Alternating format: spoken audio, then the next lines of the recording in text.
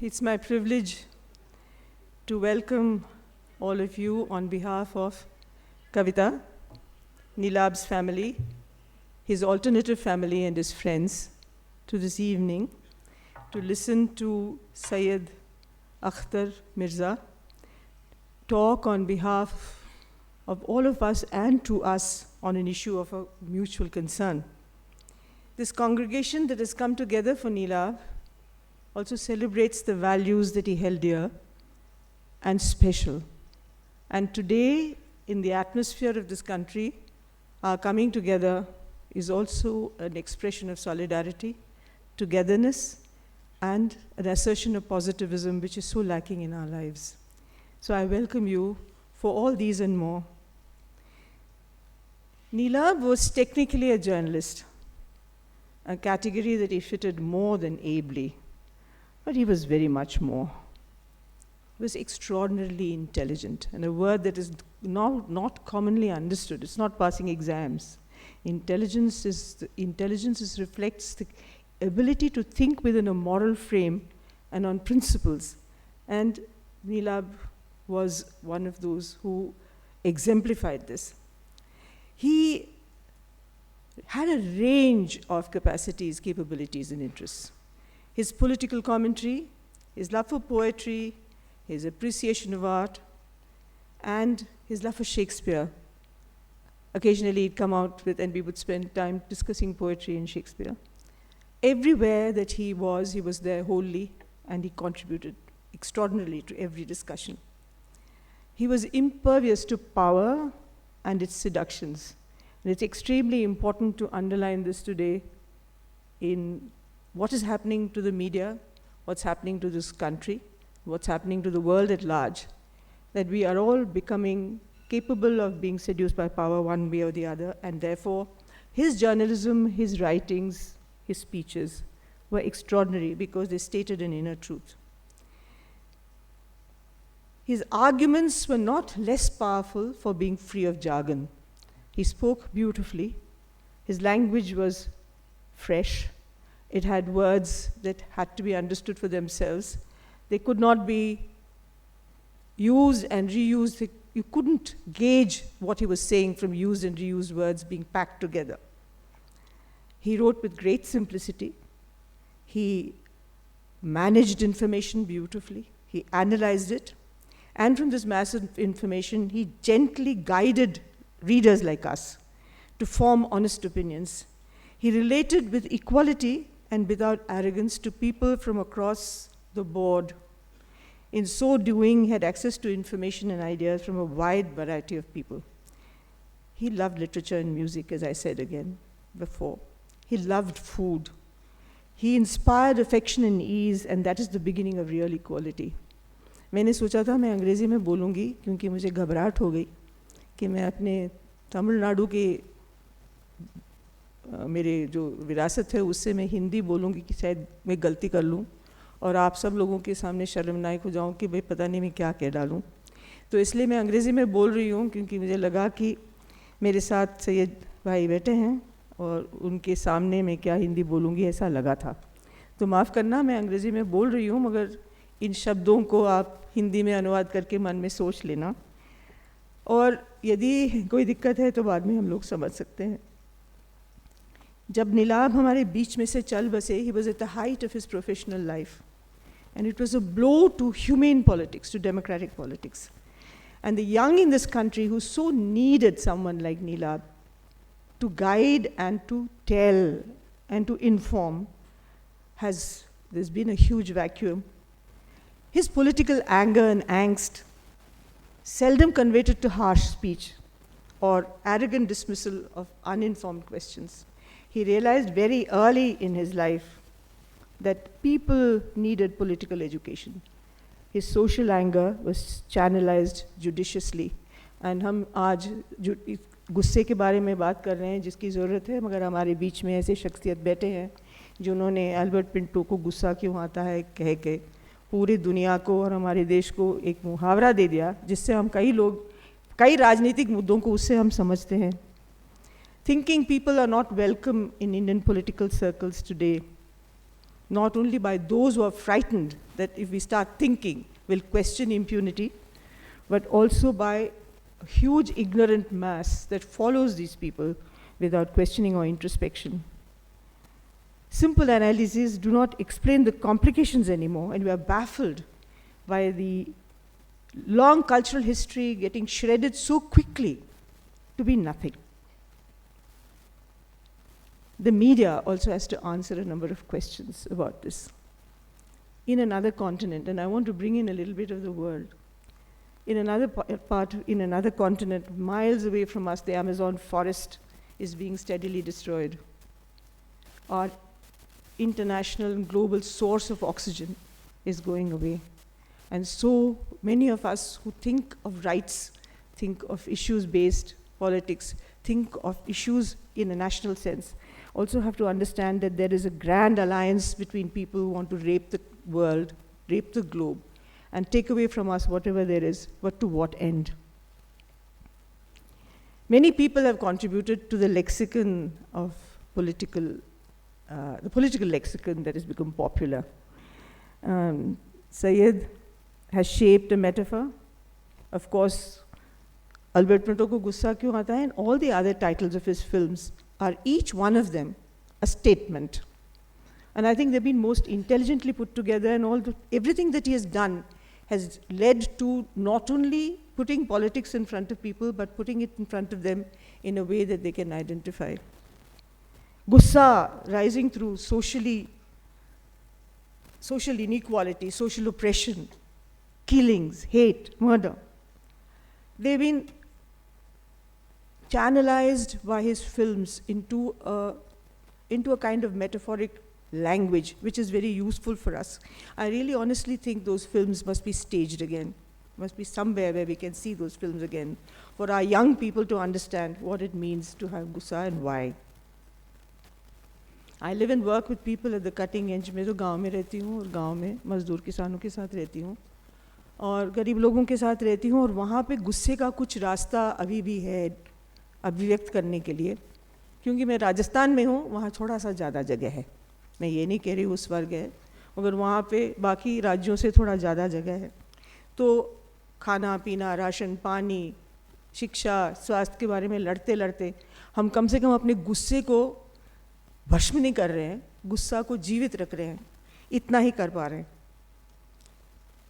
हम अभी सैयद से सुनेंगे. उनको तकलीफ़ हुई है कल रात को, वो उसके बावजूद हमारे बीच में आज बैठे हैं, और मैं चाहूँगी कि वो उनकी बातें हम जल्दी से सुने. मगर मैं उनको अपने सबके तरफ से शुक्रिया अदा करना चाहती हूँ कि इस तकलीफ़ के बाद भी वो हमारे बीच में आज हिम्मत करके आए हैं. तो उनके लिए एक बार हम तालियां बजाएं कि हमारे इसके लिए कहने के लिए कि हम इसको अप्रिशिएट करते हैं. मैं अभी अपूर्वानंद को बुलाऊंगी कि अपूर्वानंद आके फॉर्मली सईद भाई का इंट्रोडक्शन दें. हम सब की शुरुआत यानी हमारी किशोरावस्था में फ़िल्म देखने का व्याकरण हमने जिन लोगों से सीखा उनमें सईद अख्तर मिर्ज़ा का नाम सबसे ऊपर है. अरविंद देसाई की अजब दास्तान और अल्बर्ट पिंटो को गुस्सा क्यों आता है, मोहन जोशी हाजिर हो, सलीम लंगड़े पर मत रो, नसीम, ये ऐसी फ़िल्में हैं जिनको देखने पर हिंदुस्तान का सांस्कृतिक इतिहास, ख़ासकर आज़ादी के बाद का, उसके कई पहलुओं में हमारे सामने खुल जाता है. इसके आगे मैं सईद साहब के परिचय में और कुछ नहीं कहना चाहता, क्योंकि अरुणा जी ने हमें काफ़ी कुछ बताया है. आज का विषय उन्होंने जानबूझकर चुना है. विषय है मैन्युफैक्चरिंग हेट. जैसा अरुणा ने बतलाया कि नीलाभ मिश्रा का मतलब था इत्मीनान, नीलाभ मिश्रा का मतलब था विश्लेषण, नीलाभ मिश्रा का मतलब था शोर शराबे से अलग जाकर भाषा की बारीकियों को समझने की कोशिश. लेकिन हम जिस वक्त में बात कर रहे हैं उसमें यह सब कुछ एक विलासिता मालूम पड़ती है, जहाँ हर चीज़ का सरलीकरण कर दिया गया है, और जहाँ समाज का जो मुख्य भाव है, हम सब का मुख्य भाव, वह घृणा है. हम अक्सर इस घृणा से आंखें चुराना चाहते हैं, लेकिन इसके पहले कि हम ये कहें कि यह देश गांधी का है, यह देश प्रेम और मोहब्बत से बना हुआ है, हमें इस नफ़रत का सामना करना चाहिए। ये नफ़रत जो हमारा मुख्य भाव बन गई है, और सईद अख्तर मिर्ज़ा यह तकलीफ़ देह काम हमारे लिए अपने इस वक्तव्य में करने जा रहे हैं। Friends and comrades, ladies and gentlemen, आप सबको नमस्कार, आदाब, सत श्री अकाल, good evening, Ram Ram, assalamu alaikum. I wish I could go further to greet you in all the wonderful languages of my country, but I think it would be overdoing it a bit. But it would prove a point in our scoundrel times. And we are living in scoundrel times. Let me begin by saying that I am deeply honored to deliver the Neelabh Mishra Memorial Lecture, the 5th Neelabh Mishra Memorial Lecture. Though we had never really met and spent time together, in a strange way I feel that I have known Neelabh. He's a part of me. And today as I speak before you, I feel a strange sense of regret that our paths never really did cross. I wish it had. I really wish it had. But as they say, on the day of judgment we shall meet. And there will be a day of judgment. The subject of this evening is manufacturing hate. Manufacturing hate. There's a strangeness to the sound of it. Hate. Nafrat. It is such a powerful, primeval emotion. We all know that it has its causes, which, if really examined, can be identified. But can it be manufactured? Without a cause? If it can, it has to be molded in such a way that it is perceived as a cause, and then finally accepted on such a large scale that millions upon millions of people carry it in their hearts and their minds and their souls. That is some enterprise. That is really some enterprise. Before I begin the main thrust of my argument, I would like to take all of you on a journey. It is a journey that I took and I'm still taking, and perhaps in it we will all find some answers to the questions that are of deep concern to us today, and also look at into the recent history of hate in our country and its impact on the minorities. Let me begin with our Constitution. What is it actually? It's a document. But in that document there is a dream. And the dream is very simple. The final goal being to achieve a sovereign democratic republic where we would celebrate our diversity and there would be justice, freedom and equality for all. Very simply put, this is what it's really all about. But it was a dream. And why was it a dream? Because here was a country primarily feudal, primarily patriarchic, ridden with caste and communal overtones, that was born out of incredible communal slaughter. And here we are taking a leap into the future with this document called our Constitution. Was it a valid dream for our country? I think it was. And as this document is being written, there were forces waiting in the shadows that saw this dream as a threat. Because they were looking at the future with a distinct perception of the past and their other plans.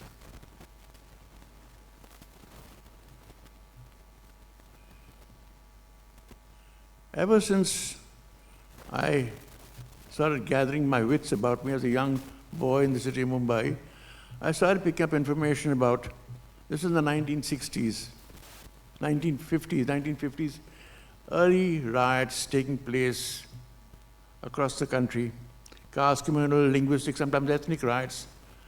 I could hear them happening. And the new little items here, little item there. Perhaps this could be put down to the birth pangs of a nation being born, feudalism, patriarchy being slowly replaced, social groups jostling for power, a nation trying to find itself. We put down to that. By about 1970, the riots were over. Well, these kinds of riots were over. What remained were caste and communal riots. And in this, most political parties played their game. All of them using the services of the same shock troops that had been waiting in the shadows since our independence. They used them all. They were all of them used.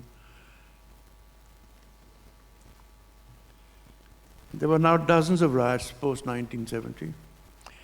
And if one goes by the official records, thousands over the last 30 years, over the first 30 years. The point to note, however, is that no one was really held accountable. Yes, commissions of inquiry were set up, but the net result, perhaps a slap on the wrist somewhere, and an admonishment somewhere else, sometimes this reference to the RSS participation. I began to get concerned. I must have been all of, 19 or 20, and I talked to my father about this. And I loved his optimism. Good man, my father. He said, Saeed, religion can never be a binding factor.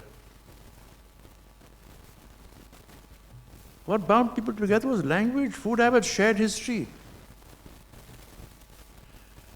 And then we had the 1971 Bangladesh war, and then he says, Dekha aapne?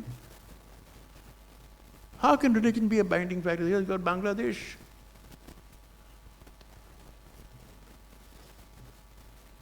The riots kept continuing.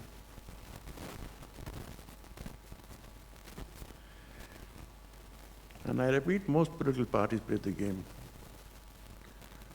What they realized that it paid political dividends. And the programs were taking an incredibly ugly turn. Bihar Sharif, Ahmedabad, Dhar, Bhagalpur, Jalgaon, Bhiwandi, Moradabad, Bareilly. I witnessed the rise of the Shiv Sena in the city of Mumbai, and then its rapid spread across the state of Maharashtra. I've seen all this happen in front of me.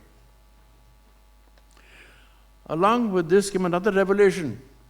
This is in the late 70s. It came in the form of M.J. Akbar's book, Riot After Riot.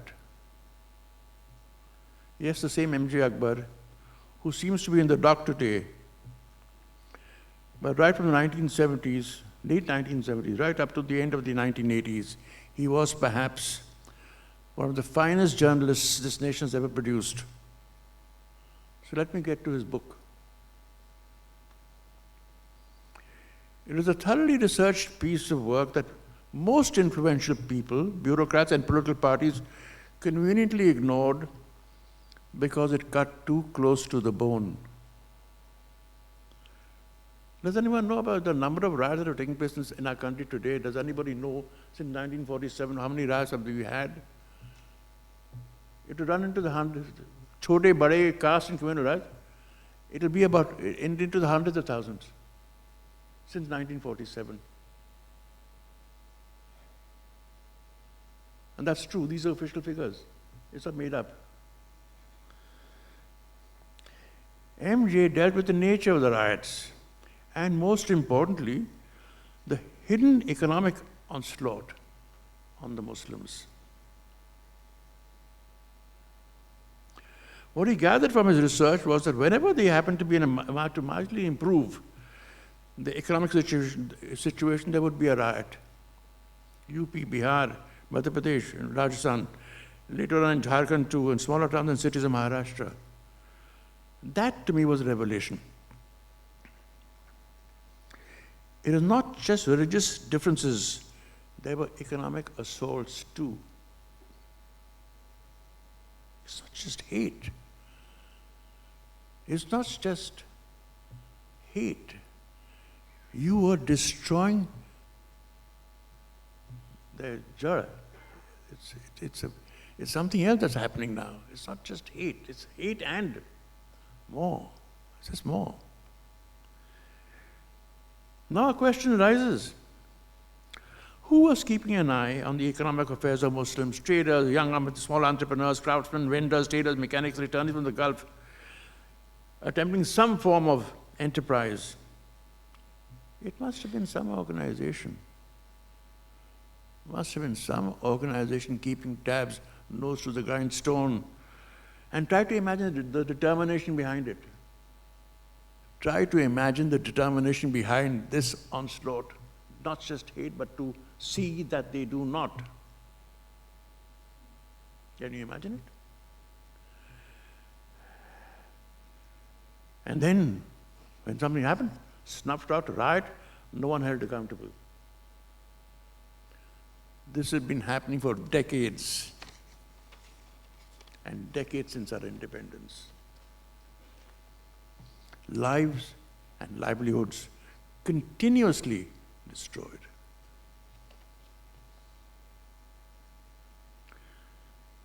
Must require immense dedication to do this kind of work. When to strike, when to engineer a riot.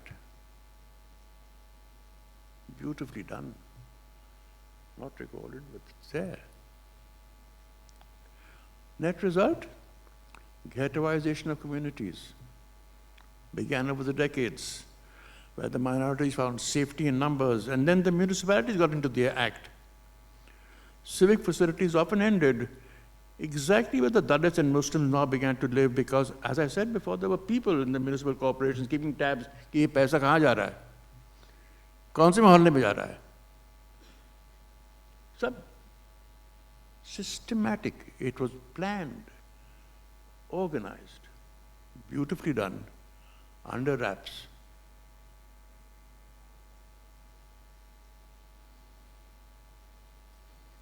And then what do you get in those ghettos? You got open sewers, muck, cholera, TB, malaria. And there was another element added into this entire volatile mix. It is anger. Anger in those ghettos. There has been a long history behind this human degradation, and today some outsiders quietly smirk as they refer to those ghettos as we will be going to the border, or to the LOC, or an in your face, we're going to Pakistan. यहाँ दिल्ली में है, आप लोग जानते भी होंगे शायद. The entire Zakir Bagh Jamia area is called border. The whole border area is called border.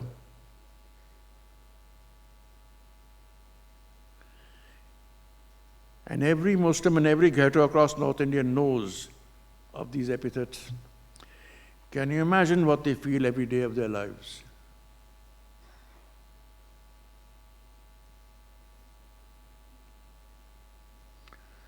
So years later, when the Structure Committee report on the condition of Muslims was presented, I was not surprised at all. I was not Alice in Wonderland. Ye kaisa hua? It was coming. And every single film of mine on this subject, from Salim Nagri onwards, talked about this issue that's happening.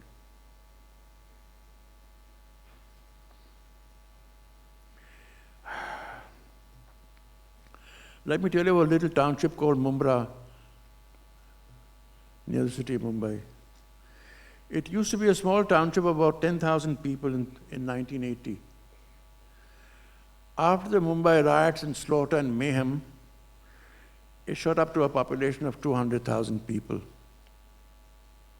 And today, it has a population of about 18 lakhs of people. Both refugees from the riots, their families, and frightened Muslims, immigrants from across the north trying to seek employment somewhere, and somehow near the fabled city of dreams and despair, Mumbai. They're there. 200,000 people. 18 lakh people. They're there. It's referred to as Pakistan. Today it seems like a festering wound, filthy, dirty, very few facilities. But it lives. And if you go there, you feel a sense of admiration for the people who have made this their home, despite the odds. The scene in my film Studying Dangri Pe Matro, कि वो सांस लेने आ जाते हैं marine drive, from the ghettos of the city, सांस लेने आते हैं मरीन ड्राइव पे, हम जीते हैं शान से, हम किसी से कम नहीं.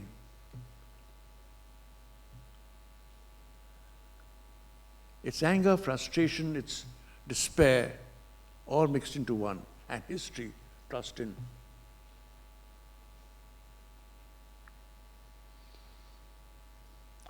Of course, beyond the Hindu-Muslim divide over the last 20 years, another phenomenon has taken place. It's the alarming rise of attacks against Christians and Christian institutions across North India and other parts of the Northeast.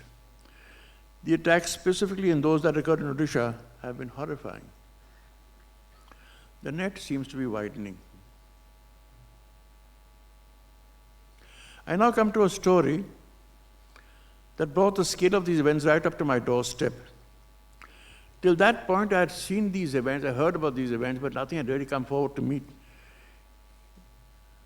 And I was about to start my serial called Nukkad, and we heard of the assassination of Indira Gandhi in Delhi, 1984. I went to visit my mother in hospital. वो बीमार थी, तो उस ज़माने में मेरे बाल यहाँ तक थे और दाढ़ी यहाँ तक. तो उन्होंने मुझे देखा कि सद्दू ज़रा वो अपने बाल कटा दो, दाढ़ी मुंडवा दो, क्योंकि तुम शायद लोग समझेंगे कि तुम you're a sick.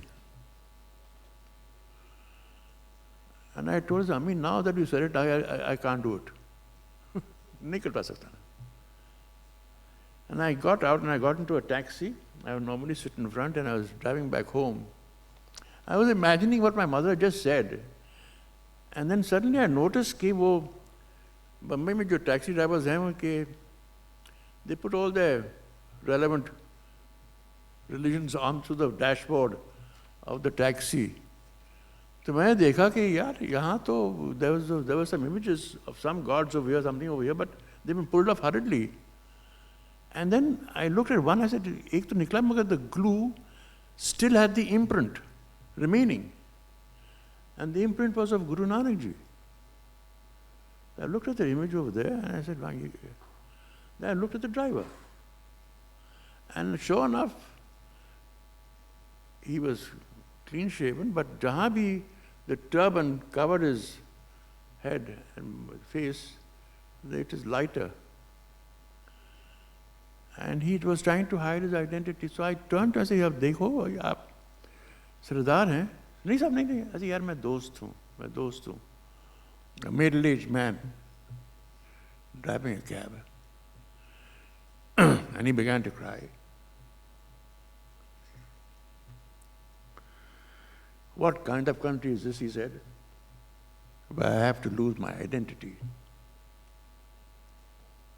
It's the first time. I came face to face with this horrific story right at my doorstep. But now I must go on to another story, which is the Babri Masjid movement, the growth.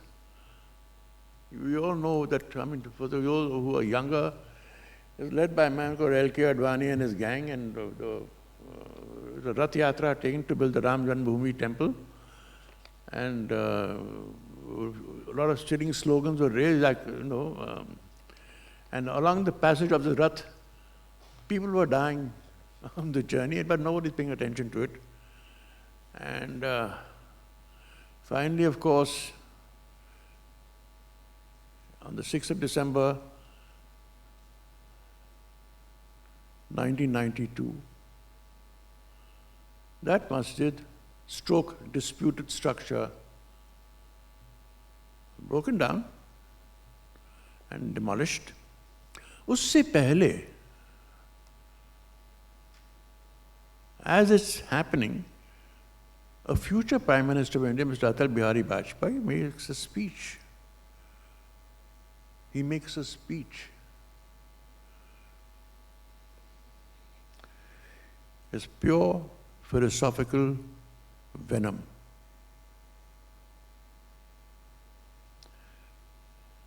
beautifully crafted, of regaining dignity, of standing tall, poetic. Years earlier, the same man had made a speech in 1984 in Assam. I kept track of this, I remember that speech, because it ended up in the slaughter of 1,800 old men, women and children, slaughtered, butchered actually by in a village outside in Assam, near a village called Nelly, in the fields. They were slaughtered. The images that were into today are a graphic reminder of what really happened. It must have been some speech that he made, because years later,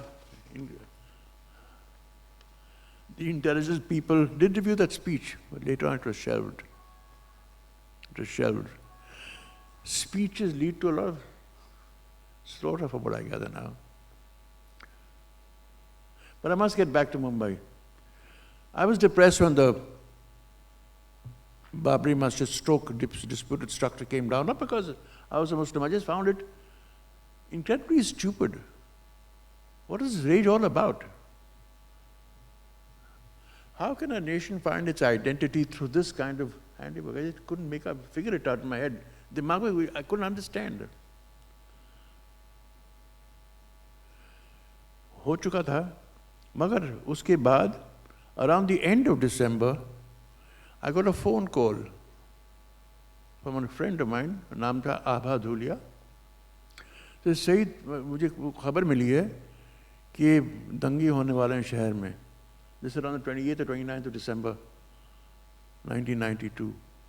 I said, क्या? I said, हाँ, Saeed, please don't step out. I've heard this story. वो अंधेरी से बोल रही, मैं बांद्रा में हूँ. मुझे बता रही है कि don't, please be careful. I started smiling to myself. I had also heard these rumors. Now imagine an entire city knowing that something is going to happen. An entire administration knowing that something is going to happen. Chronicle of a massacre foretold. It happened. It happened. I couldn't believe it. Slaughter, mayhem. And that time I started traveling around the city and actually seeing what was happening. I and Anand Rover, we traveled across Mumbai just to see क्या क्या हो रहा है हमारे शहर में, and तौबा, what I saw. What man could do to man, I couldn't believe it.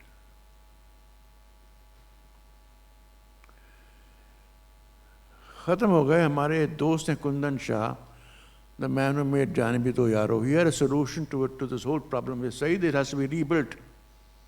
The whole mosque has to be rebuilt brick by brick and in slow motion, so the country would know our law has been broken. Brick by brick in slow motion. This is Kundan Shah's solution. God, he was an optimist. He should have said, but we will never do it. Because when we had the capacity of doing it, we didn't. We didn't lay down the law where it ought to have been laid and a message sent. Uske baad, Khuda Hafiz, it's over. But you needed to take action where it ought to have been done. And then, of course, you had the Sri Krishna Commission that is set up to check on those riots, etc. Beautifully crafted, precise decision by the judge, an incredible human being, and that report was shelved. He did his job as an Indian and as a person of law.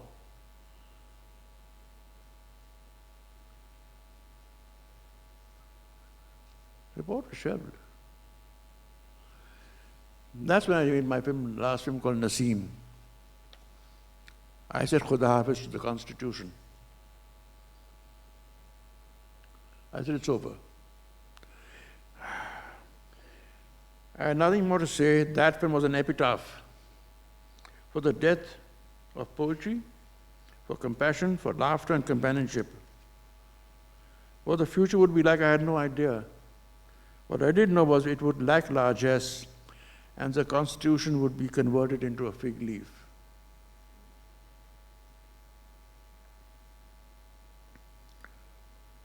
And I began to travel all over the country, like almost a maniac.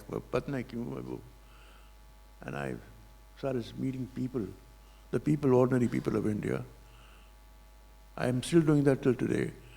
And each time I do that, I regain faith in this land. I regain faith when you meet ordinary people, and you meet them, sit down, travel on, have a cup of tea at a dhaba, and you go on, a little chat, and you regain faith in ordinary people. But they don't rule. They don't rule. They're not the people who rule this country. Then who does rule the country? And how's it happened? You know, I still remember the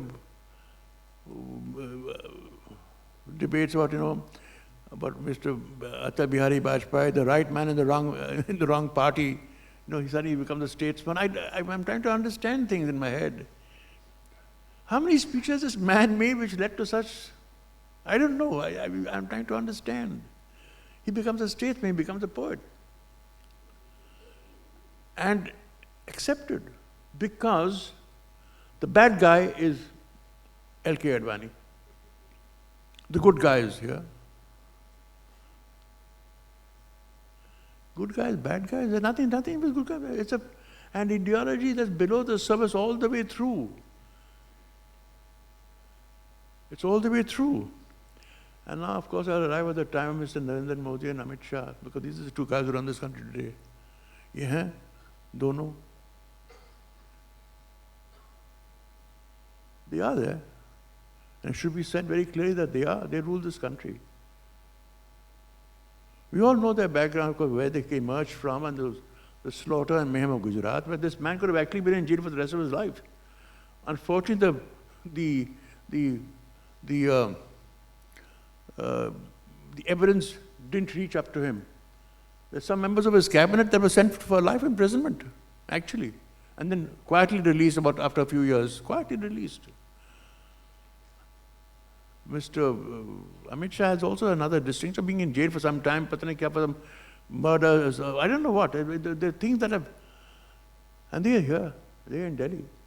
And everybody knows actually why they are here.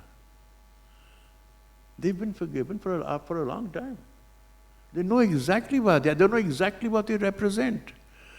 So to believe that this regime does not have popular support, we are all absolutely wrong. There is very strong popular support for this regime. Now I'll come back to the idea of manufacturing hate.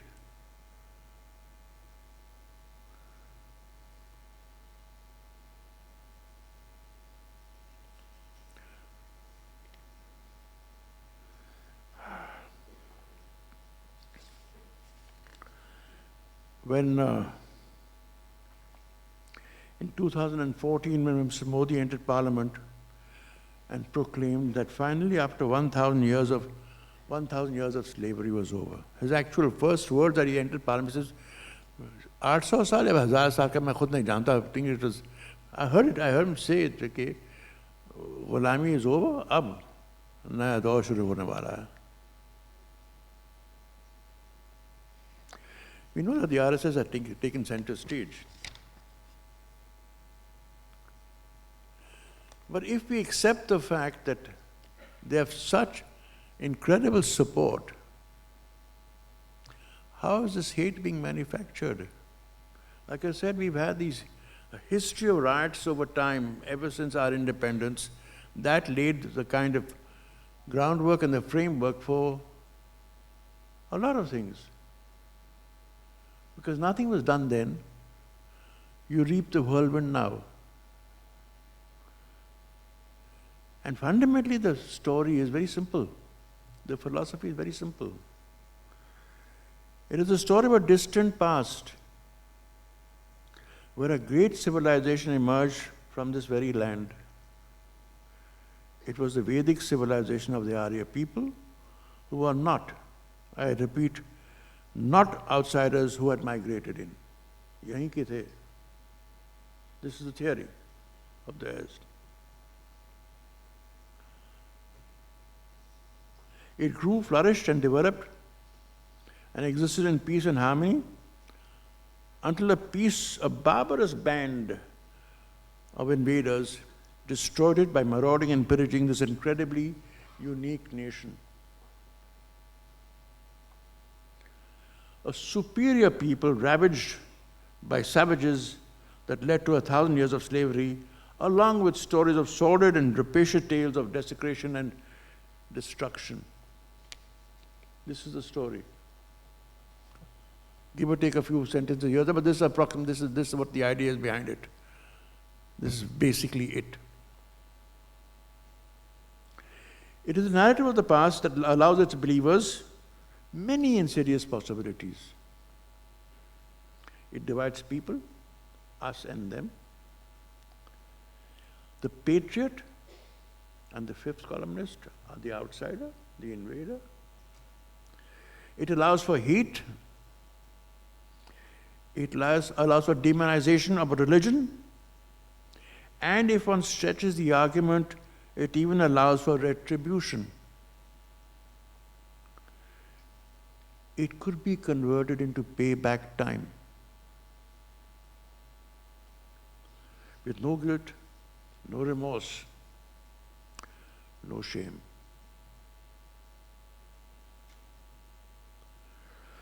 This was a classic example of the weaponization of history, and every fascist loves it. However, this narrative is an insult to my intelligence. Besides, it is also a lie.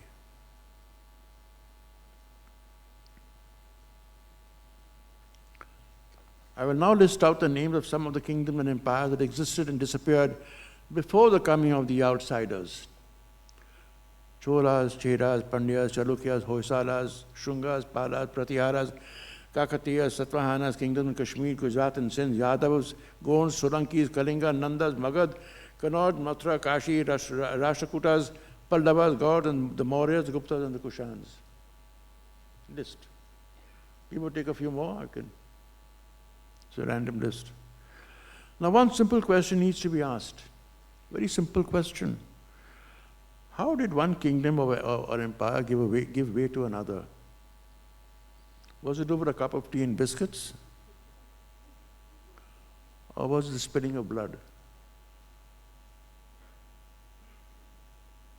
A simple question. So what is the story? There's enough evidence in Hindu, Buddhist and Jain literature and tales that tell you that there were wars, carnage, plundering and desecration. There was a lot of spilling of blood, and as empires changed and kingdoms collapsed. One shudders at the story of Ashoka's violent ascent to power, of the carnage like warriors like Pushyamitra or Shashank wreaked, of the mayhem recorded in the Mahabharata. That's what war is all about, and that's how kingdoms change and empires fall. That is not all. Hindu kings fought against other Hindu kings. Shaivites against Vaishnavites, and also against Buddhist and Jain empires. They even destroyed each other's places of worship. The history of the Shunga, Pala, Gaur, and Rashtrakuta empires revealed bloody massacres and desecrations. And yes, there was bigotry too. Places of worship were destroyed and people were killed for their beliefs. There's a classic story of a king offering a bounty for the head of every Buddhist slaughtered.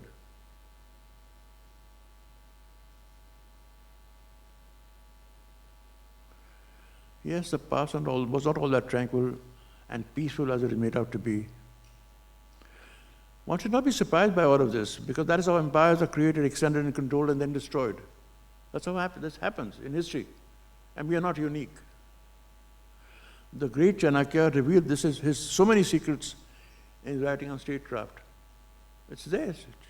He says so. Does all of this mean that Indian civilization before the coming of the Afghans and Turks was not great? No, it doesn't say that. I'm not saying that. It simply means that this sophisticated confluence of ideas and cultures and philosophies also spilt a great deal of blood. I shall now come to the barbarous invaders. First of all, Islam didn't come with an onslaught from Ghazni and gang. It came from the east by seafaring traders, etc. बहुत बरसों पहले.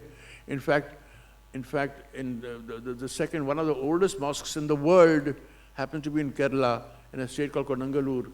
It's built in, I think, 629 AD, which is at the time when the Prophet was still alive. There's a mosque in Kerala, and the Christians came around just after the death of Christ. So, and they settled along the coast from all the from Sindh and Gujarat and Konkan and Karnataka, and most importantly in Kerala. They set up there, settled down, and they were trading and living and dying over here.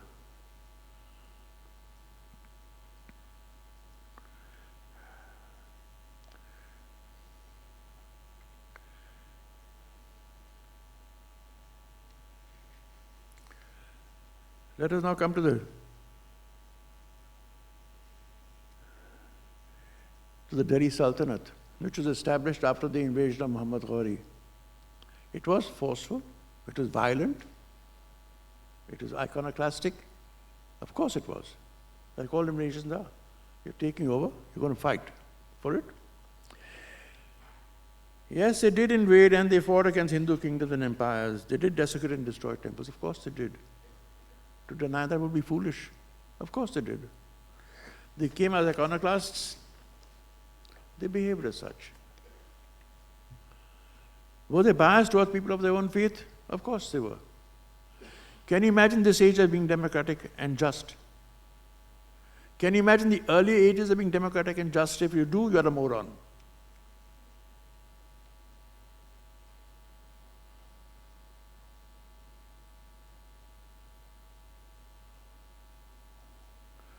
But I must get back to the invaders.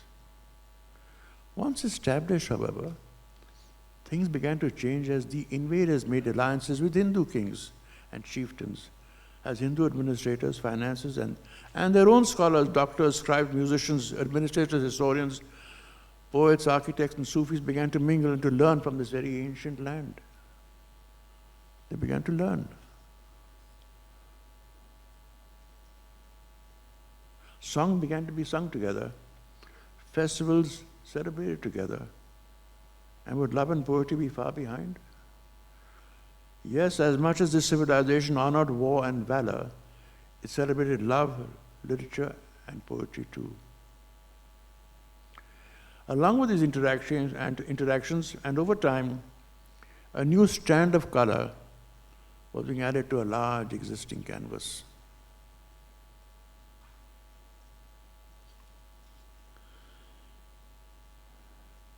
As with all empires, these new entrants fought among themselves too, and dynasties changed from the Tughlaqs to the slaves to the Khiljis and finally the Lodhis. And these sultans also confronted the Mongol hordes and faced the wrath of Taimur, both Muslim armies from the west and north. They took the brunt of the slaughter of Master Taimur. Just by the way, coming back to Taimur, and there's a lot of hula about him. Taimur was an invader and a conqueror. And the fact is that more than 95% of his battles were against Muslims. Does anybody know that? Other Muslim kings, this is the truth. Right from the China, east, from the west of China, all the way to Balkh and Anatolia and India.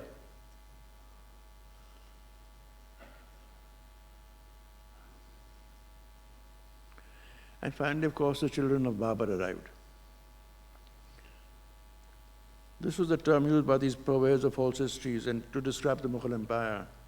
The question is, who did the Mughals really fight? Who did the Mughals really fight? Yes, Babur did fight a few Rajput kings, but his biggest battles were against the Muslim Afghans, the earlier rulers, Delhi Sultanate. All through the reigns of the Mughals, till the time of Aurangzeb, the greatest enemies were either were other Muslim kingdoms in Gujarat, Sindh, Punjab, Kandahar, Kabul, Malwa, and Muslim usurpers in Bihar and Bengal. What is also important to note is that it was a Muslim, Mughal, and Hindu Rajput alliance which included marriages and children that had created this empire. Another truth, this alliance slaughtered Muslims and Hindus in equal measure. And if one goes by the rules of the game, it was quite ghastly. All wars are. As we move to the south, the biggest obstacle to the dominance of Mughal dominance were the Deccan Sultans, whose commanders-in-chief were either Abyssinian warriors, Maratha or Andhra chieftains. To these kingdoms, the Mughals were the outsiders, and for more than 300 years, from the 14th to the 17th century, a distinct Persian, Andhra and Maratha culture had taken shape in these lands. And hundreds of Muslims were important administrators, nobles and commanders. There were many alliances through marriages too. Does anybody know that Shivaji's grandfather, Maloji Bhonsle, was a commander under the Abyssinian Wazir called Malik Ambar? Does anyone know that the two were brilliant warriors and perfected the art of guerrilla warfare as they confronted the Mughal armies of Emperor Jahangir?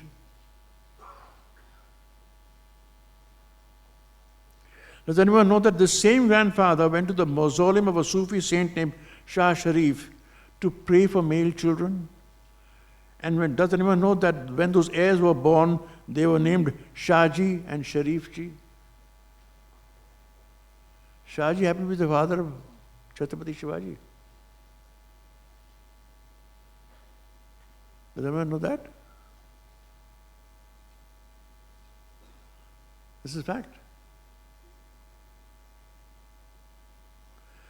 Yes, the Muslim Mughals did fight against the Muslim sultans, but so many of the commanders were Hindus.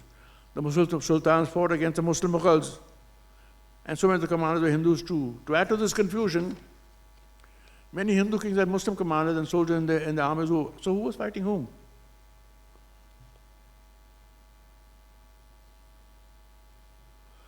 There was a famous case of Maharana Pratap confronting the forces of Emperor Akbar in the Battle of Haldi Ghati. Among his two commanders, one was a Muslim, and his army of 3,000 comprised of 1,000 Afghan warriors. Does anybody know about this little detail? On the other hand, was Emperor Akbar leading his army? No. It was led by Man Singh, a Hindu general.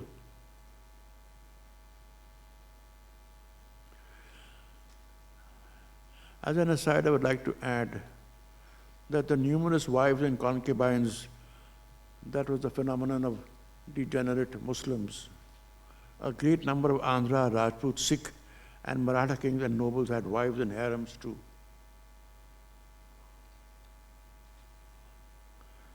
In fact, Chhatrapati Shivaji had 6 wives. Does that make him less of a hero? No, he was a hero. He was fighting an imperial army, and did a damn good job fighting the imperial army. But he did have 6 wives. The question that needs to be asked of these purveyors of false history is, why have they left these little details hidden? What purpose does this serve and who benefits from it? Let me guess. I believe that this 600 to 700 years of Islamic influence did 2 basic things. The first was that it completely undermined the role of Sanskrit as a power base. Sanskrit as a power base, a language. But more important than that was the rapid rise of vernacular languages, Hindi, Braj, Khadi Boli, Awadhi, Bengali, Gujarati, Dakkani, Urdu, Marathi, Telugu, Kannada, other languages are emerging very strongly. The second was the rise of the Sufi and Bhakti movement. That at their core critiqued mindless rituals and attacked the pompousness of clerics and priests.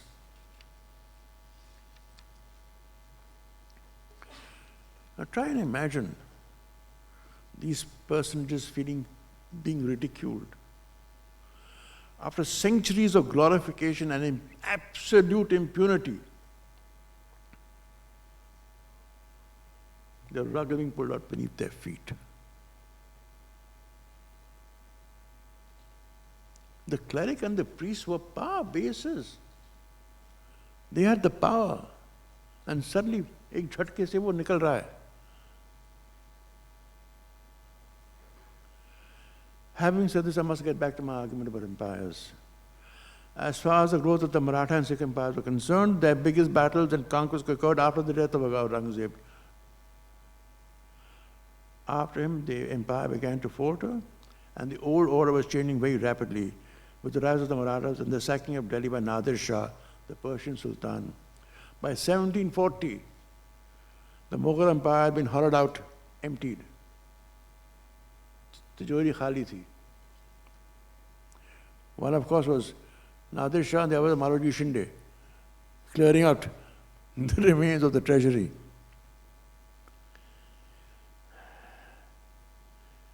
And therefore, the really big, it remained Mughal only in name. The early big guns were the Marathas and later on the Sikhs.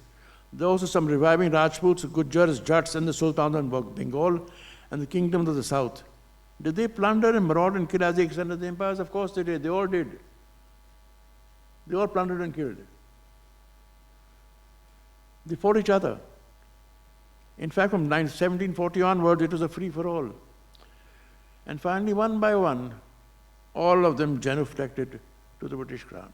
Sab, line pe aa gaye.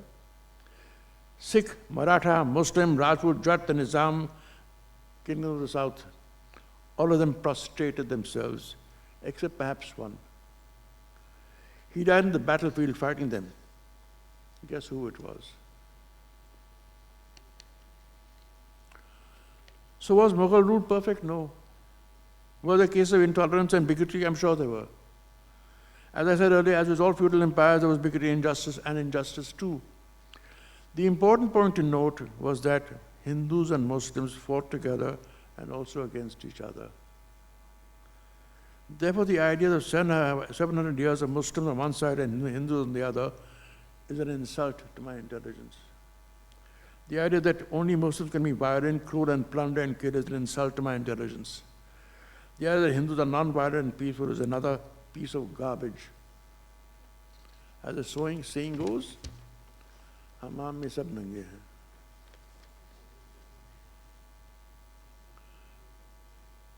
Some more points to note that these invaders actually never left. So how can they be called invaders? They are here. Invaders. 700 years. They lived and died and buried right here, in this land.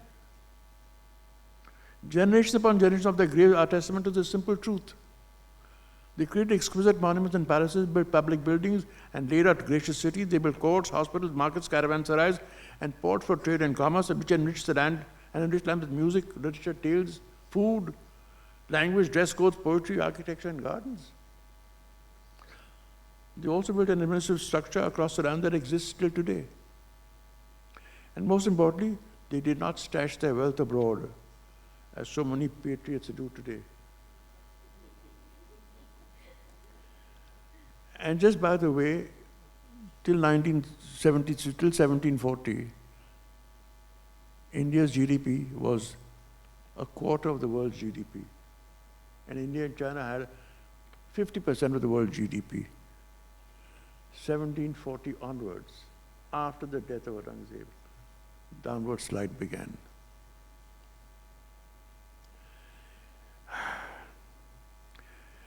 Will all of this convince these four writers of false histories? Frankly, I don't know. and I don't give a damn. They are born in hate, they lack humor. Most of all, they lack humor, and they have no poetry in their souls. So let them create their narratives of the past, of creating history to suit their ideological needs, because they have the numbers in parliament. But as my friend Kundan Shah would say, if 10 guys say you're drunk, don't lie down. Stand up and speak out.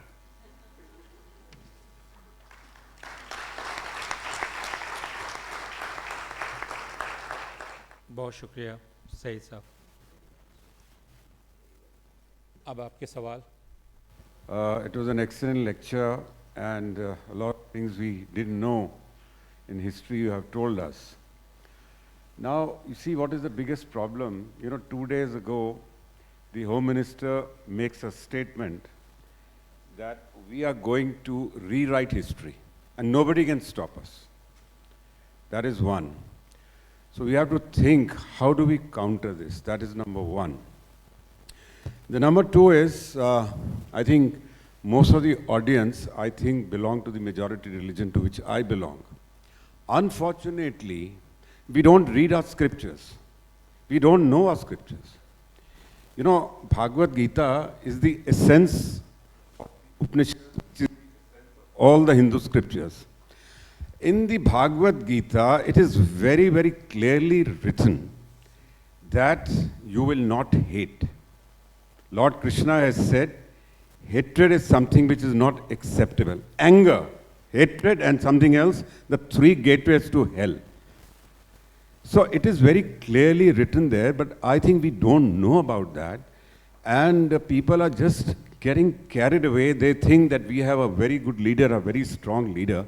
I think we have the weakest and a coward leader today.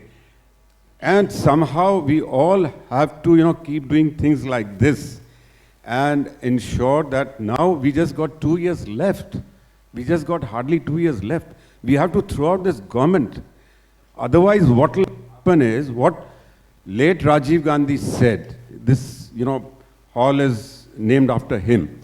He said, India can survive only as a secular country.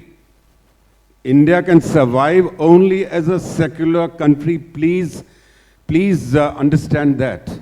And India, which is not secular, does not deserve to survive. So we all have to, be together and fight this hatred, fight this communalism. Thank you very much. Thank you, Praveen Saab. Sorry, I have to go because I have another meeting. It's okay. Praveen Dawar Saab. Praveen Dawar. I added a small paper. I will leave it here. Just few copies are here. You can take it, after the function. Thank you, sir. Thank you very much. Very enlightening lecture. Thank you. मैं आपसे गुजारिश करता हूँ कि आप सवाल तक खुद को सीमित रखेंगे। अगर सवाल हो तो आप हाथ उठा दें ताकि माइक्रोफोन पहुँच जाए। जी, आप अपना परिचय दे दें बहुत संक्षेप में और सवाल। सर, मेरा नाम उत्कर्ष शुक्ला है और मैं दिल्ली विश्वविद्यालय का छात्र हूँ हिंदी का। सर, मेरा सवाल कोई सवाल नहीं है, बट एक दुख है कि मैं एज ए मुस्लिम बहुत सारे लोगों को देखता हूँ कि वो हिंदू त्योहारों के बारे में, हिंदू देवी देवताओं के बारे में बहुत कुछ जानते हैं, बट मैं एज ए हिंदू उत्कर्ष शुक्ला मुझे नहीं पता कि उनका त्यौहार कैसा होता है या फिर उनके जो देवी देवता या जो भी लोग हैं वो कैसे हैं। वो थोड़ा सा सर प्लीज़ सर, वो हमारे राम के बारे में जानते हैं, बट मुझे बचपन से उनके मोहम्मद साहब के बारे में कुछ नहीं पता। हमें बचपन से सिखाया गया है कि सभी धर्म को इज्जत करो, लेकिन जब मैं उनके बारे में जानता ही नहीं तो मैं कैसे उनके चीज़ों के बारे में इज्जत करूँगा। तो सर, ये इतनी लंबी खाई क्यों है सर? और 14-15 साल की बात नहीं, इससे पहले हमारी पीढ़ी, हमारे जो किताबें हैं उनके बारे में, उन लोगों के बारे में क्यों नहीं है? सिर्फ एक तरफा जानकारी क्यों है इस तरह से? क्योंकि सर मैं देखता हूँ कि जिस तरह का क्लास में माहौल है, बिल्कुल एक खास तरह का डिवीज़न है, और ये सिर्फ इसलिए क्योंकि एक तरफा जानकारियाँ हमेशा मुझे लगती है कि परोसी गई हैं। तो एक खास वर्ग बहुत उत्तेजित रहता है और एक खास वर्ग उसको इतनी चुप्पी क्यों ओढ़ी रहनी पड़ती है? तो वो सर एक तकलीफ़ है सर। तो क्यों नहीं हमें उसके बारे में सर बताया गया है? क्योंकि सर मैं सिर्फ मोहम्मद साहब के बारे में मैंने सिर्फ इतना जाना कि वो इतिहास के 100 सफल व्यक्तियों में उनका नाम आता है, और मैं ज़्यादा कुछ उनके बारे में जानता नहीं हूँ। क्यों सर, ऐसा क्यों है? उनके बारे में मैं बहुत कुछ क्यों नहीं जानता, और क्यों नहीं मुझे उनके बारे में बताया गया सर? बहुत शुक्रिया। Thank you sir. जी सईद साहब 2-3 सवाल आ जाएं, उसके बाद आप बोलेंगे। हाँ, मैं उनका जवाब दूँ। जी नहीं, उत्कर्ष का। जी आपने जो सवाल पूछा है साहब, उसमें आपकी उम्र कितनी है? 23 साल के हैं आप? 23। जैसे मैं कहा कि भैया ये जो सिलसिला जो चल रहा है, ये घाई का जो बढ़ता जा रहा है, डिफरेंसेस जो 1947 से शुरू हुआ था और ये बढ़ता जा रहा है, और हमने देखा नहीं ये हुआ कैसे, और फिर अचानक हम सोचते कि अभी अभी शुरू हुआ है। नहीं, बहुत पहले से वो शुरू हुआ था। वो बीजें जब बोई गई थी उस वक्त। अब यू कैन सी वो नतीजा क्या है, अभी आप देख रहे हैं, और ऐसा होना जब आ रहा है। मगर दिक्कत क्या है कि इन लोगों ने ये तय किया है कि मेजॉरिटी है हमारे पास, तो हम लोग जो दे डोंट रियलाइज कि the majority of people are not with them. ये सच है, मगर इसका मतलब ये नहीं है कि उनके पास they don't have very strong support. ये है उनके पास। The seeds of division have been building up over time. बहुत बहुत वक्त लगा है, मगर वो जो नतीजा ये है जो आप देख रहे हैं। अब ये साहब जो अभी यहाँ से गए, उन्होंने कहा कि वी विल चेंज हिस्ट्री। तो जो आपको अभी when you don't know anything about anybody else या about Muslims, it's a very deliberate choice. ये it is done very very deliberately. ये नहीं कि ये अचानक से हो गया, नहीं। It is done very deliberately कि आप जाने नहीं। मैं बताऊंगा, जैसे मैं बात कर रहा हूँ आपसे, पाकिस्तान में, in Pakistan, the history starts 1947 onwards. They do not know of the relationship between a land, a people, कि भैया पे वो कि एक देश था और फिर बंटवारा हुआ, पर they do not know. अब मैं सुना कि तब्दीलियाँ आ गई हैं, for now I gather they are going back, मगर कितने बरसों से they had no clue about India. सिर्फ नफरत कि भाई ये enemy देश, enemy country. ये चीज़ें जो हैं, this all tragedies of history जो है ना, तारीख की, these are tragedies of history.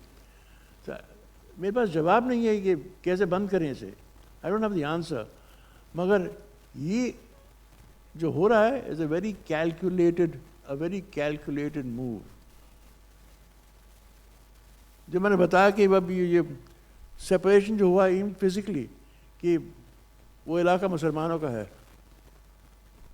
शहरों में, गांव में, छोटे छोटे कस्बों में मुसलमान वहाँ रहते हैं।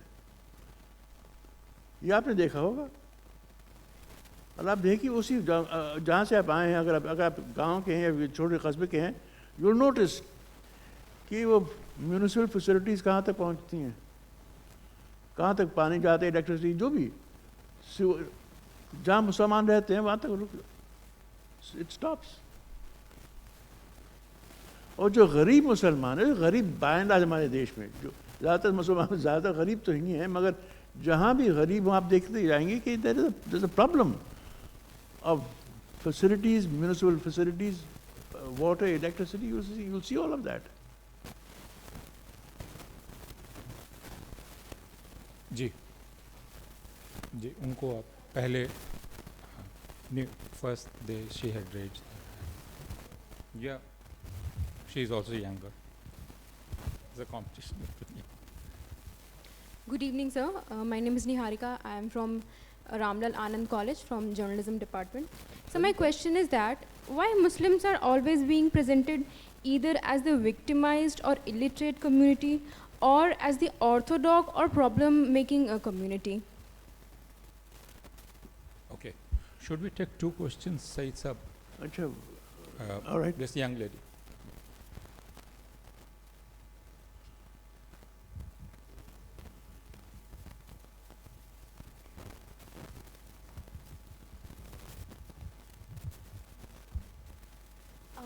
My question was basically that why religious identity has become so important, because, so from my experience, like I come from a Jat family, so Diwali ke time pe, like there is a Sayyid that we go to, and like वहाँ पर ancestor worship के लिए there's a different like grave. So a different types of communities who might have like a pastoral identity जिसके लिए ज़्यादा matter करती है या कुछ और matter करता है, suddenly everyone is labeled as Hindu, and I just want to understand that how that comes in, like, and Yeah. because even like using the term Hindu also.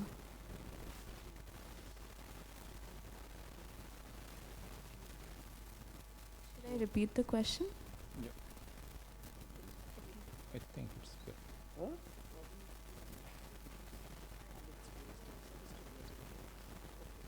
Yeah, why does the Hindu identity trump every other identity? Because even in the Muzaffarnagar riots, like, sorry, yeah, even in the Muzaffarnagar riots, it could be about economics, it could be about anything, but they would, term it as Hindu Muslim rather than like Jat and Muslims. I know that Jat title matters a lot to my community, so I just want to understand how that happens. जी नहीं, इनका सवाल ये है कि आखिर हिंदू पहचान बाकी सारी पहचानों पर हावी क्यों हो जाती है?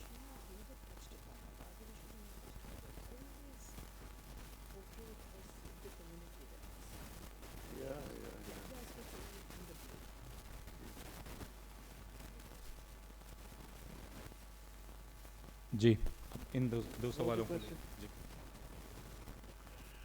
I don't know, the Alka, huh? Niharika. Niharika. I cannot answer the question in a very definite kind of way. All I know is that what we get to know as information about the Muslim comes from certain channels, certain newspapers. I would imagine that your news about Muslims being either playing victim or aggressor or fundamentalist. No? It's coming from news, from sources. And what are the sources that you have to figure out? कि कहाँ से आ रहे हैं ये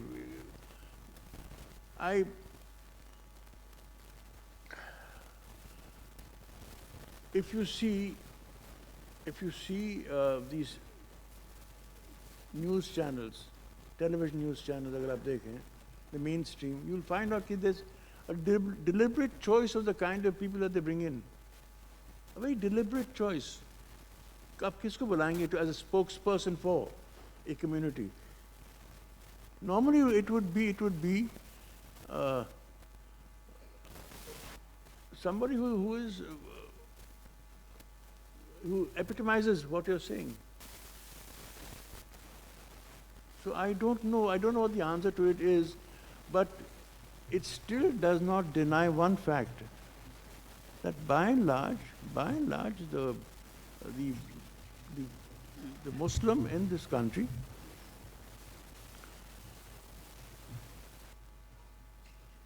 for various historical circumstances is bearing the brunt of a history, of a concocted history. And the people who pay the price are the poorest. They pay the price. I don't, in a sense. The people who pay the price for this history, concocted, false, fundamentally false, are the poor.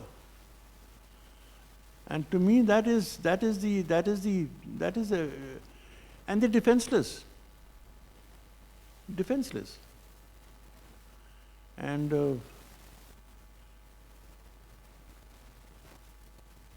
sorry, what was your question? I just wanted Hindu to पहचान बाकी पहचानों पर हावी क्यों हो जाती है? there are different, like, even tribes and communities in India.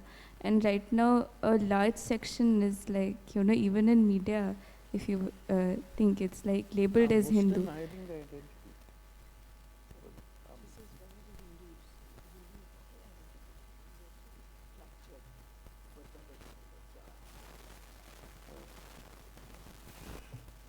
No. If your thing is the idea of identities, is that your question? Yeah. No, look, that's exactly what That's exactly what is wanted by these organizations, is primarily to unify, to bring together under one umbrella. And therefore, Islam khatre mein hai, all Muslims. But are Muslims really together? Hindu dharm khatre mein hai. You unite. You're trying to bring in a vision which doesn't really exist. अगर आप गरीब कहेंगे तो दिक्कत हो जाएगी फिर.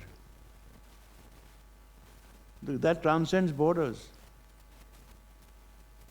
If you say let love be supreme, that transcends borders, you know. So these identities are created, I think, primarily to consolidate, and it serves a political purpose. It serves a political need, you know. And the thing is, it serves a political need up to a point. मैं कह रहा हूँ कि right now, if you remove, what would happen to these guys if there was no Pakistan, यार? इनकी हालत क्या होती? किसको दुश्मन बनाते? No, what would happen to Pakistan if India didn't exist? I mean, just try to imagine this. You know, I don't understand, you know, what would happen. Because I think these are they're serving some kind of purpose, and it's another agenda below the surface that's playing itself out. I mean, to actually believe that the caste system, to actually believe it, that the caste system was a noble thought.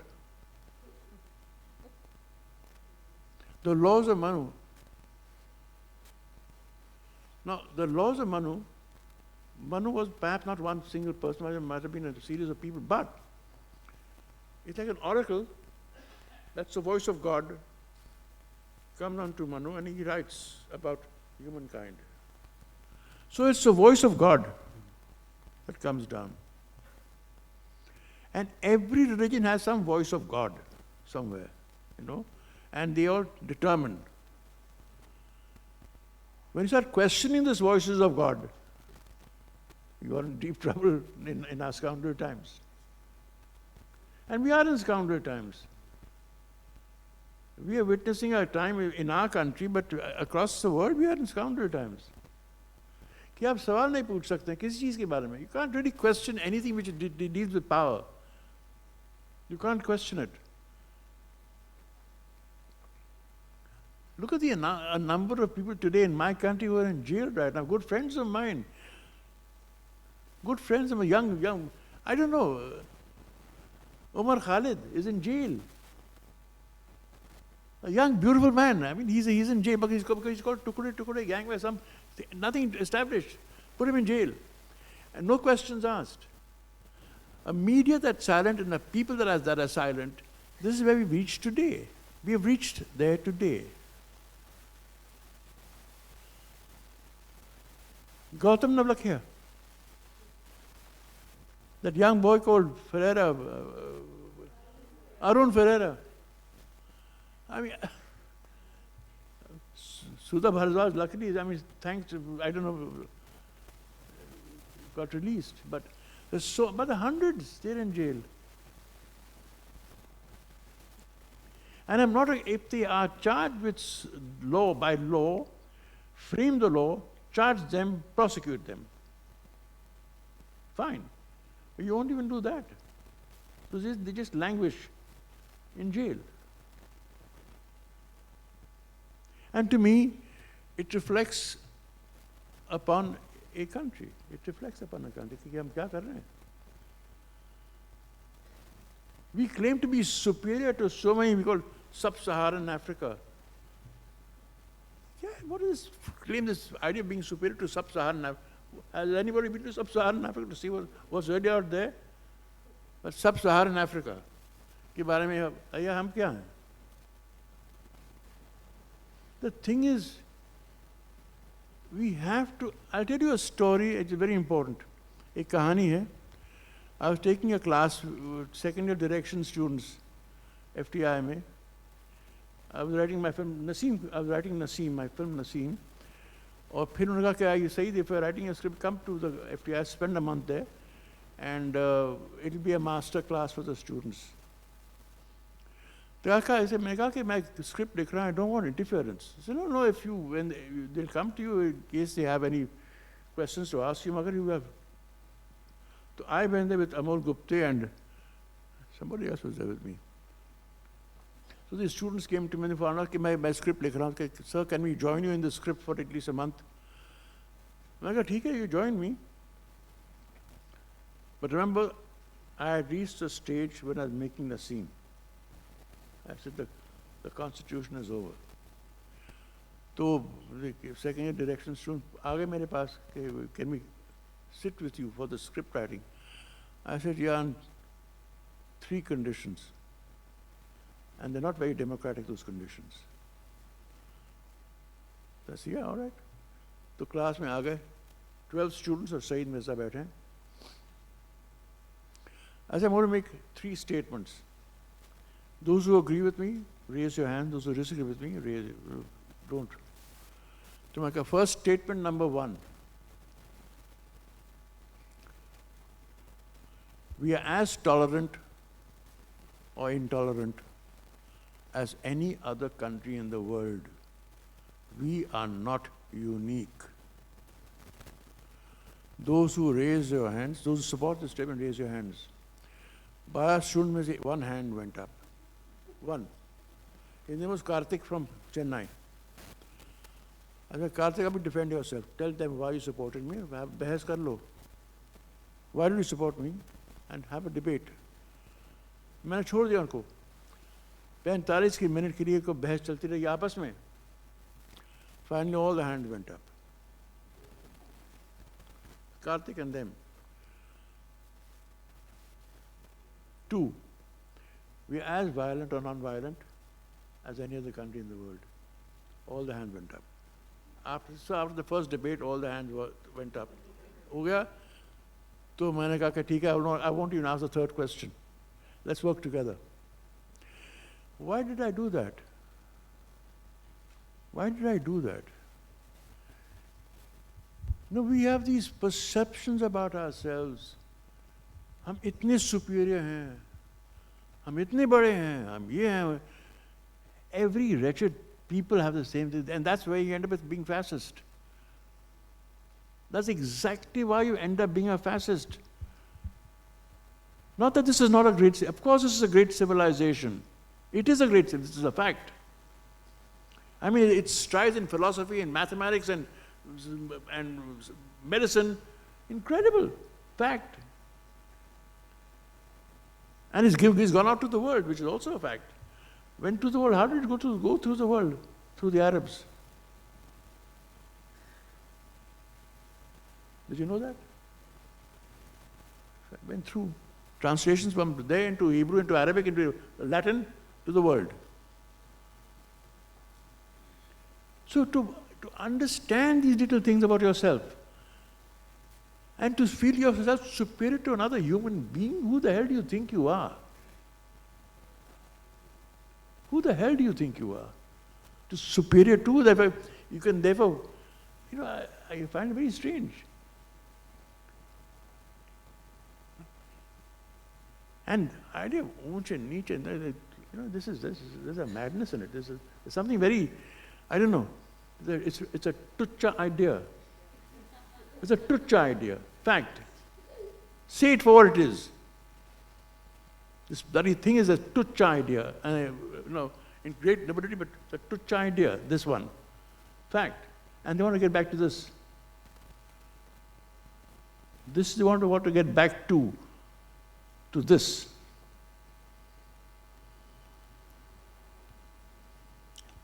Hello.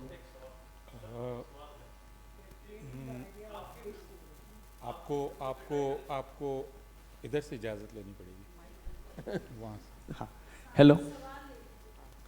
हाँ, बस अब 2 सवाल हम लेंगे क्योंकि जवाहर भवन के हमारे दोस्त बहुत अच्छे हैं, लेकिन मुझे पता है एसी कब ऑफ हो जाता है. Hello, sir. My name is Himanshu. Regarding, like you were saying about that, this is a time of scoundrels, and I remember a scene from Naseem, जिसमें कैफे साहब बैठे हुए होते हैं, and his grandson is coming, and he starts to shout over him कि आपको तो हर चीज़ में, पर आपको तो कविताएं करनी हैं, गज़लें गानी हैं, आपको क्या लेना देना दुनिया में क्या हो रहा है. I want to ask you, what's the role of poets? How poetry can be imagined, re-brought to the landscape of hatred, and how it can be furthered? It's a very beautiful question. And one more thing I want to ask. A beautiful question. One question, please. Just a small. You call cinema, the kind of cinema that you make, as cinema of resistance. How do you see that today, when cinema is used to violently introduce hatred in our society, the mainstream commercial cinema, what's the role of parallel cinema and some kind of movie that we are seeing? How do you see the future of parallel or the cinema of conviction? Thank you. Okay. Now he has asked 2 questions. एक आदमी का हक ले लिया हूँ. तुम्हें पहले सवाल का जवाब दूंगा. No,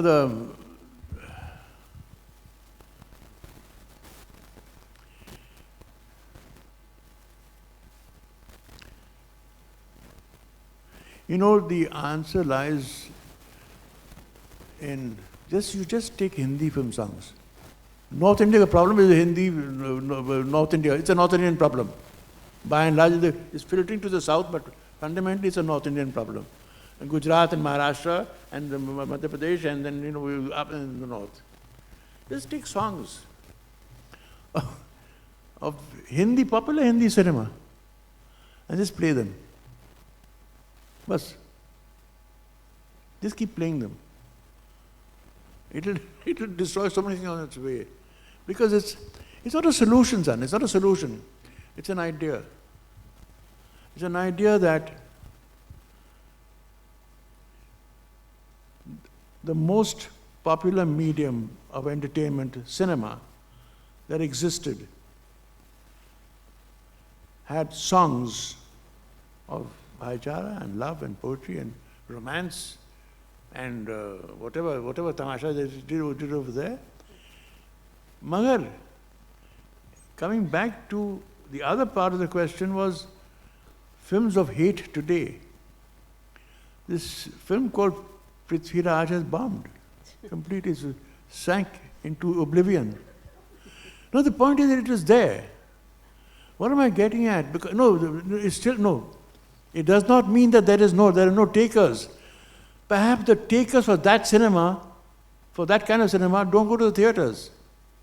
Yes. That means Aam Janta is not with that kind of tamasha.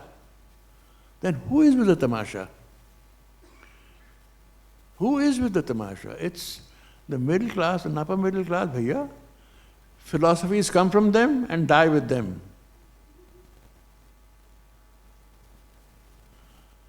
And this film just bombed. Khatam ho gayi, oblivion. Dusra sawal, I don't know. How can one?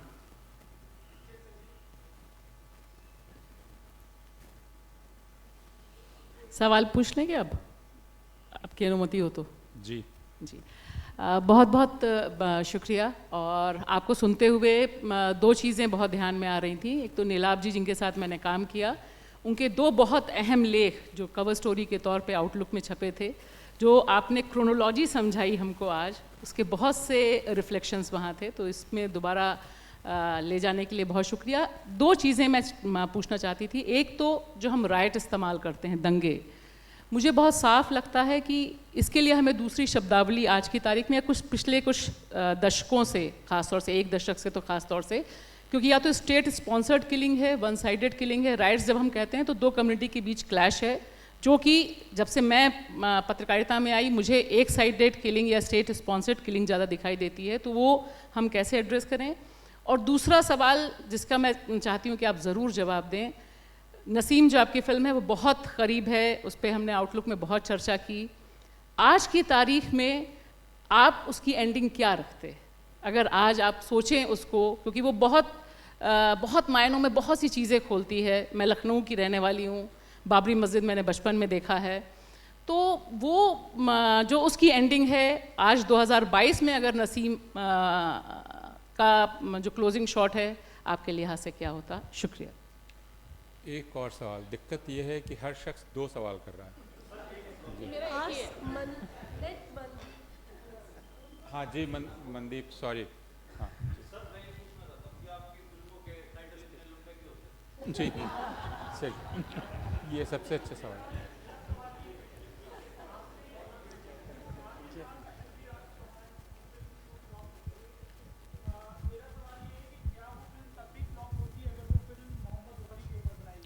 Sorry sir,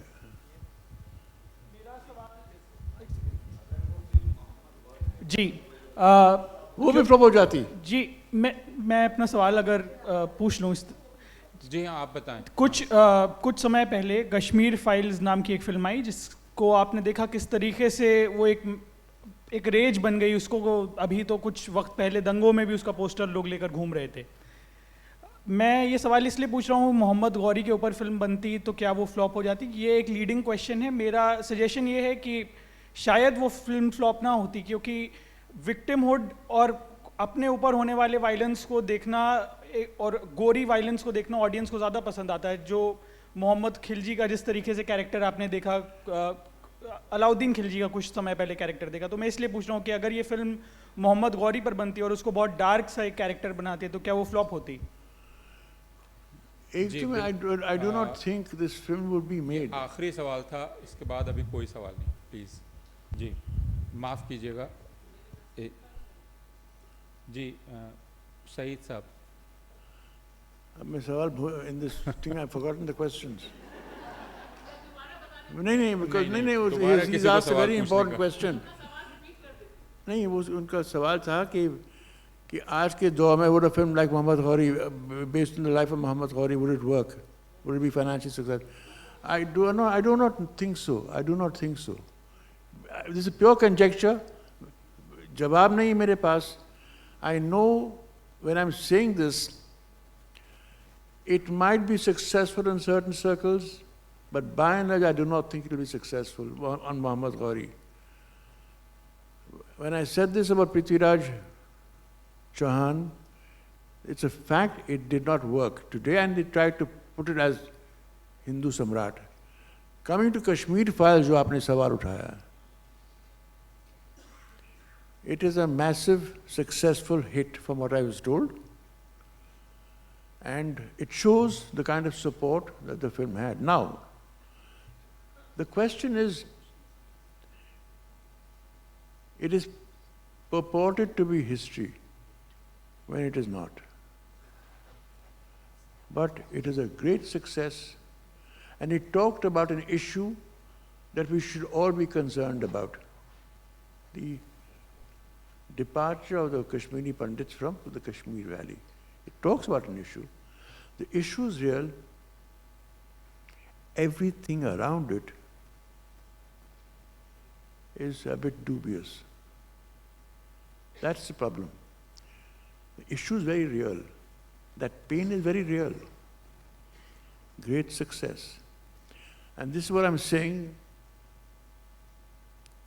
When does a film turn fascist? I use the word in my... When does a film turn fascist? It uses some kind of a historical truth behind it, then turns it on its head, evokes the emotions that are required, and points to the other. That's what it does. That's the problem with it. Great success, fine. I've got no problem with it. It shows the support, which is fine. Whether it's a great film, I'm not so sure. That's separate. I'm trying to answer your question as honestly as possible. I'm trying to answer your question as honestly as possible. Coming to the other question here from Bhasha. Naseem Naseem का अंत कैसे करते आप?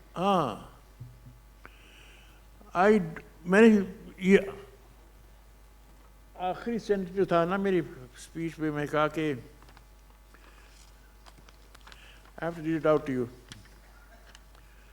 So let them create their narratives of the past. Let them create it. ये तो होने वाला है, जैसे किसी ने कहा कि वो तो कर रहे हैं, they're changing history. कह दिया अमित शाह ने. Let them create their narratives of the past of creating history to suit their needs, their ideological needs, because they have the numbers in parliament. But as my friend Kundan Shah Maker would say, if 10 guys say you're drunk, don't lie down, stand up and speak out. ये कहा है मैंने. अब नसीम की ending क्या होती इस दौर में मैं खुद नहीं जानता हूँ. But I do not think there should be a violent reaction to it, Simon, because it you know, the thing is, you can't fight this in any other way. It's got to be battled in another bit, at another level, as Himanshu was trying to ask.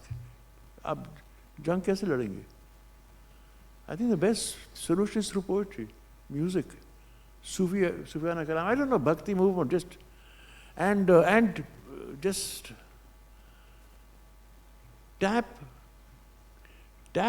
those chords in every human being that resound, that resonate with the idea of compassion and love.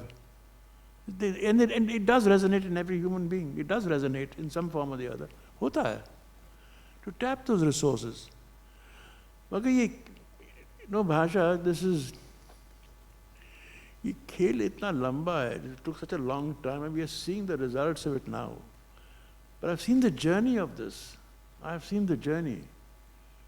And I'm trying to understand it, because now it's born fruit, it's come there. पता है कितने साल रहेगा, 50 साल के बाद क्या होगा. मगर the thing is, the battle is on for ideas. And the battle is on not as a level of a jung. It is to realize, to raise our level of debate to some standard of nobility. To say that I am a human being, and I deserve dignity. And the battle is to rise there, to reach somewhere there. You go down into that level, you're sunk. You go into the pit of hate and venom and patne kya.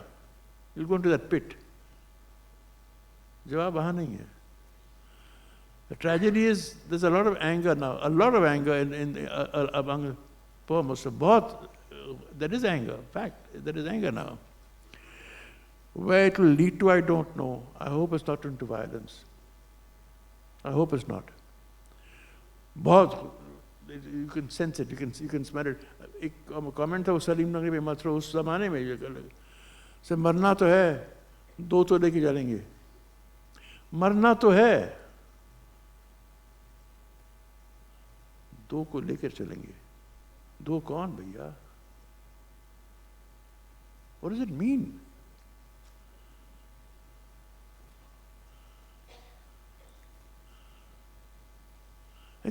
Look at it. Look what it is. You're back against the wall, despair, anger. What is it? क्या है? It's not an answer, but it is an answer to your question.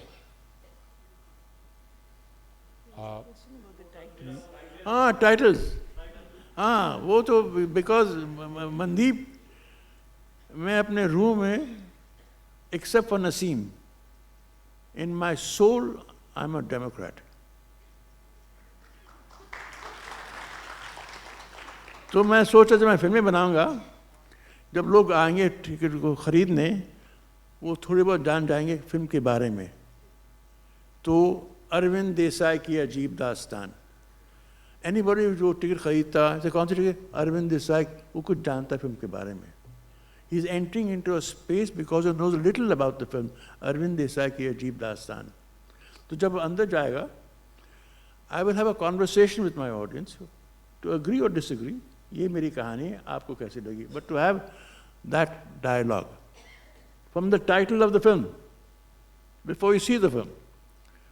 उसके बाद आए Albert Pinto को गुस्सा क्यों आता है? आप जानते हैं होगा, एल्बर्ट पिंटो तो होगा फिल्म में, उसको गुस्सा आने वाला, मगर क्यों? आप देखिए. It's a debate, it's a dialogue with the audience. It's to have a dialogue with the audience.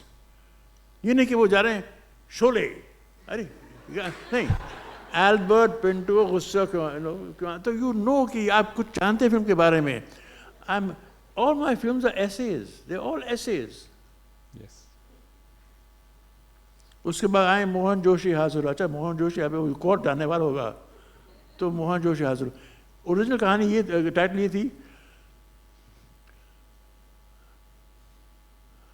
Mister and Mrs Joshi, forgot the title, court चले इंसाफ के लिए. है सही, इतना लंबा don't. But the point was, again idea वही था. I am talking about the nature of justice in my country. ये जस्टिस किसके लिए होता है? Whose justice is it anyway? Finally, of course, Salim Mangli pe mat ro. Wo again explains the dialogue to you. Naseem, I was not democratic. I had given up. I knew the constitution was over. It was a fig leaf. Now you have hate, and you've got venom and anger in the future. I just knew that. So I changed the title Naseem. Naseem का मतलब है सुबह की हवा. तो मैं यही कहना चाहती हूँ कि जो आज हम सुने, बहुत गंभीर और बहुत विश्लेषणात्मक और बहुत पेचीदा मुद्दों को हम लोगों ने समझने की कोशिश की है. Hate is, as Saeed said, can be manufactured, but it is a human condition, and the human condition of hate is unfathomable at times, can be clearly used as a provocation, can be used to create power centers, it can be used to create violence. So today we heard a whole gamut of various ways in which hatred can be in fact manufactured by provoking situations in which that hate will arise in us. One thing we didn't deal too much with today was fear. And fear is actually in many ways at the bottom of all hate. Because हम डरते हैं. उस डर की वजह से घृणा बहुत जल्दी हमारे दिलों में पैदा हो जाता है. But that is also there. But I am going to end here because I am not going to summarize this wonderful evening. I don't have the capacity to, and I don't think I have the time to do it. So I would like to ask Purvanand to thank. Oh, yes. So will you please thank Saeed formally. I thank him as a chair for giving me a most wonderfully educative and learning evening, and I hope I take it with me to my field of action और activism में जितना कुछ translate करके जितना हम कर सकते हैं उसको करेंगे. और हमारे सब की तरफ से एक टोकन है वो मैं देना चाहूँगी.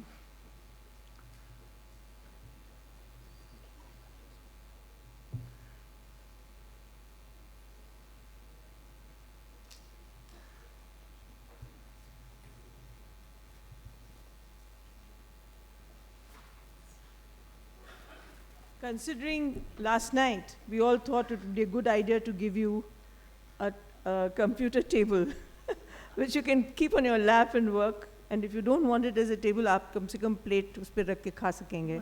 So it's a gift for you and from all of us. Oh my God. Thank you. I should have given it to you before you spoke, actually. It might have been of great use. Thank you. And this is a book from me. Oh, can I?